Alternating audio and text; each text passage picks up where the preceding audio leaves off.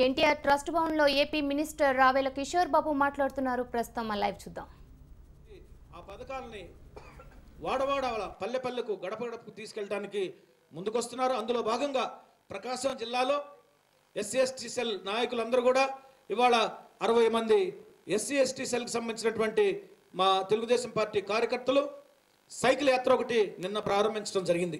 నిన్న నేను ఒంగోలులో సమన్వయ కమిటీకి వెళ్ళినప్పుడు వాళ్ళు ఆ పోస్టర్ని నా ముందుకు తీసుకొచ్చారు, పాంప్లెట్లను చూపించారు.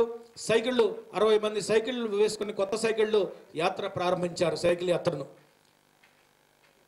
దళితుల అభివృద్ధి చంద్రన్నకి మాత్రమే సాధ్యం అనేటువంటి ఒక శీర్షికన వాళ్ళు పాంప్లెట్లు కరపత్రాలు వేసి పోస్టర్స్ వేసి ఒక పెద్ద యాత్రగా మొదలయ్యారు. ఇప్పుడు నడుస్తుంది. నేను నిన్న జెండా ఊపి మేము కూడా లాంఛనంగా సైకిల్ తొక్కి కొంత ప్రారంభించాం.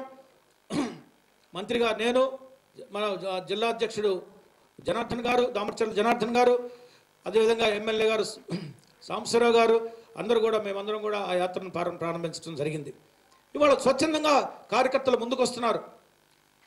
చంద్రబాబు నాయుడు గారు చేసేటువంటి ఈ కృషిని, ఈ పథకాలని, ఈ కార్యక్రమాలని, విధి విధానాలని వీటన్నిటిని కూడా ప్రజలకు తెలియజేసి వాళ్ళని చైతన్యపరిచి వాళ్ళలో చైతన్యం నింపి ధైర్యాన్ని, స్థైర్యాన్ని, విశ్వాసాన్ని ఇచ్చి వాళ్ళని ముందుకు తీసుకుని వచ్చి ఈ పథకాల ద్వారా అభివృద్ధి బాటలో, సంక్షేమ బాటలో వారిని ముందుకు తీసుకువెళ్ళాలి.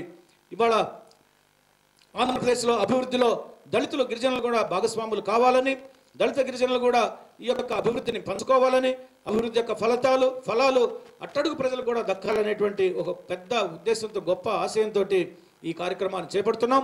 ఒంగోలులో ఇవాళ మరి 60 మంది కార్యకర్తలు సైకిల్ యాత్ర ప్రారంభించారు. ఇది 6వ తారీఖు వరకు మొత్తం ఒంగోలు జిల్లా మొత్తం కూడా ప్రచారం జరుగుతుంది.